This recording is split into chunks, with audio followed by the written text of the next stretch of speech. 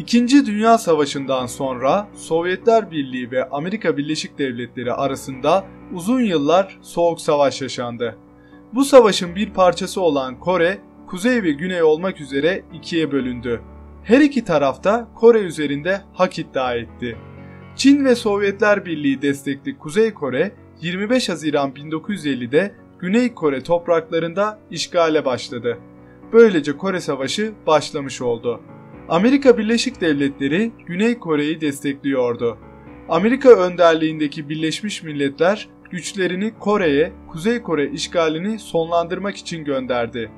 Birleşmiş Milletler'deki 21 ülkenin askeri gücü Birleşmiş Milletler tarafında savaştı. Ordunun büyük çoğunluğunu Amerikan askerleri oluşturuyordu. Türkiye de bu savaşta Amerika'nın yanında yer aldı. Hacı Altıner adındaki Türk asker Kore Savaşı'nın kahramanlarından ve sembollerinden biri oldu. Bu videoda kahraman Türk askeri Hacı Altıner'i anlatacağım. Kore kahramanı Hacı Altıner'i anlatmaya başlamadan önce kanalıma abone olarak ve bildirimleri açarak bu ve benzeri videolara herkesten önce ulaşabilirsiniz. Ayrıca izlediğiniz video hoşunuza giderse beğenebilir, görüş ve düşüncelerinizi paylaşabilirsiniz. İyi seyirler. Kore Savaşı 1950 ile 1953 yılları arasında 3 yıl süren bir savaştı. Bu savaş Asya'nın bir ucunda Kore'de gerçekleşti. Kore, Türkiye'ye konum olarak on binlerce kilometre uzaklıkta bir ülkedir. Her iki ülke arasında normal şartlarda herhangi bir sorun ve bağ yoktu. Fakat dünyanın bir ucunda gerçekleşen bu savaşta Türk askeri de görev aldı ve Kore'ye gitti. Kore Savaşı ile birlikte 1952 yılında Türkiye NATO üyesi oldu. Kore'ye giden Türk askeri bölgede kahramanca savaştı. Türk askerinin başarıları tüm dünyada yankı yaptı. Hacı Altıner Kore'deki Türk askerlerinden birisiydi.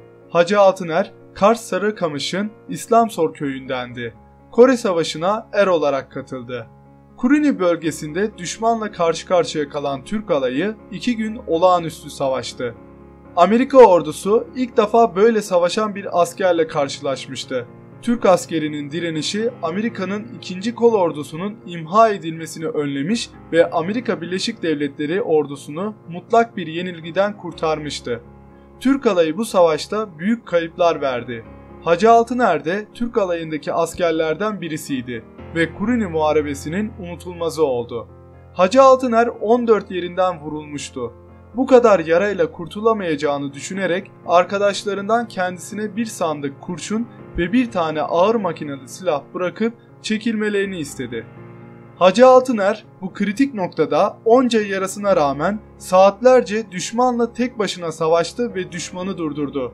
Bu sırada yaralarından dolayı kendinden geçti. Ertesi gün Amerikalılar Hacı Altıner'i buldu ve vücudunda bir sürü kurşun yarası olduğu halde halen yaşıyordu. Hemen ameliyata alındı. Onca yaraya rağmen tedavi edildi ve kurtuldu. Hacı Altıner, Kore'de gösterdiği sıra dışı kahramanlığa rağmen o dönemde Türkiye'de pek önemsenmedi. Türkiye'den önce Amerika'da kahraman oldu.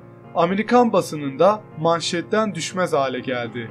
Böylece Amerika'da halkın gözünde Hacı Altıner Kore Savaşı'nın sembollerinden biri oldu. Amerika Birleşik Devletleri Başkanı tarafından Amerika'ya özel olarak davet edildi. Amerikalılar Hacı Altıner'i bir yıl boyunca şehir şehir gezdirip şeref misafiri olarak ağırladı.